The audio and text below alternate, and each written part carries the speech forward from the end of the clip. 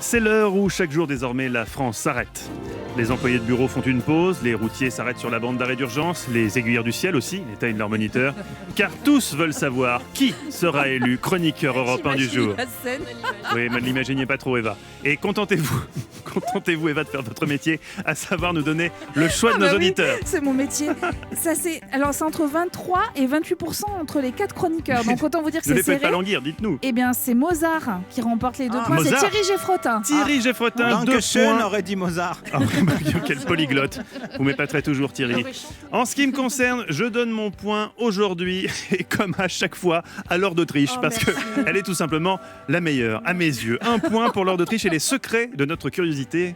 On a appris que c'était juste un bug du cerveau. Je vous souhaite, chers auditeurs, de bugger le plus souvent possible. Mais vous le savez ici, le dernier mot revient à notre invité d'honneur. J'étais très ému et intimidé de recevoir aujourd'hui un de mes acteurs préférés, Jean-Pierre Daroussin. Vous me manquez déjà, je regrette que l'émission se termine. Moi, c'est exactement le contraire. Bon, c'était un bon moment. Attention, Jean-Pierre Daroussin, votre voix compte triple. Qui, selon vous, mérite d'être élu chroniqueur du jour? Donc je n'ai droit qu'à une seule réponse. Vous n'avez droit qu'à un seul choix. Eh bien, je dirais Anne Le Gall. Anne Le Gall qui triomphe. Il défend l'environnement. Ça, c'est un reste du Dany en lui, du Dany de mes meilleurs copains. Merci beaucoup, Jean-Pierre Daroussin. Bravo, Anne Le Gall. Vous remportez la 58e journée de l'équipée sauvage. Anne Le Gall, vous êtes l'expert environnement d'Europe 1 et cet après-midi, vous avez du nouveau sur le réchauffement climatique. C'est quoi l'info? C'était une blague? C'est pas du tout une blague. Je vais vous parler d'une première, car ce week-end sera joué à Hambourg un morceau de musique classique original qui doit nous sensibiliser au changement climatique. Il sera joué par l'orchestre symphonique de la NDR et ce morceau de musique est tout à fait inédit. Écoutez. C'est pas du tout inédit. Oui, voilà, alors là, c'est les 4 saisons. Vous vous dites, mais qu'est-ce qu'elle fait? Elle ferait mieux de laisser Thierry Geffrotin parler de D'ailleurs, musique c'est classique. lequel qu'on entend? C'est le printemps? C'est le printemps, effectivement. Alors là, vous vous dites que c'est le morceau classique. Mais en fait, non. Écoutez bien. Mais c'est vrai qu'il est bizarre. Écoutez oui. dans le détail. Il manque des instruments, non?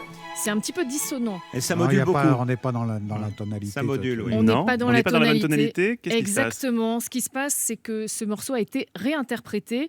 L'émotion qui s'en dégage, du coup, est un petit peu dérangeante. Ça a été réinterprété pour nous faire entendre le changement climatique. Il n'a pas été joué encore en public, donc on n'a que cet extrait à vous faire écouter. Mais ça montre que ce morceau, qui d'ailleurs ne s'appelle plus les 4 saisons, Four Seasons, F-O-U-R, mais Four Seasons. J'ai compris le jeu de mots. FOR pour les saisons.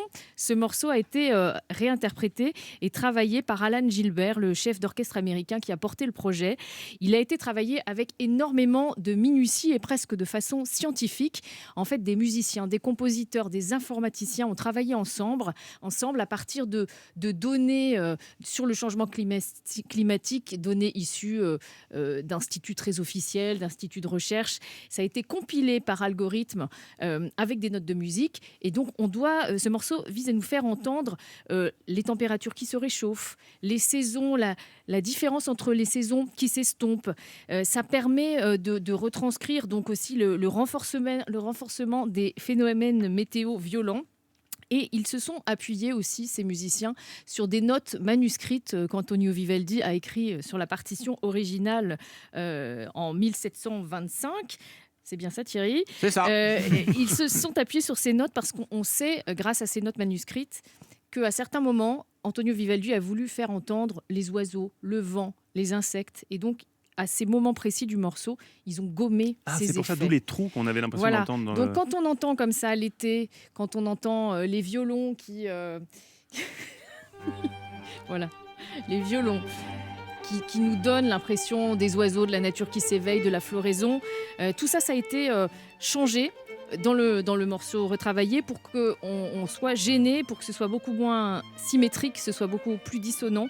C'est comme ça que Vivaldi devient en fait un lanceur d'alerte sur le climat. Mais alors c'est quand est-ce qu'on va pouvoir entendre ça? Ça va être présenté samedi à Hambourg, en Allemagne. Et donc c'est quelque chose de totalement inédit.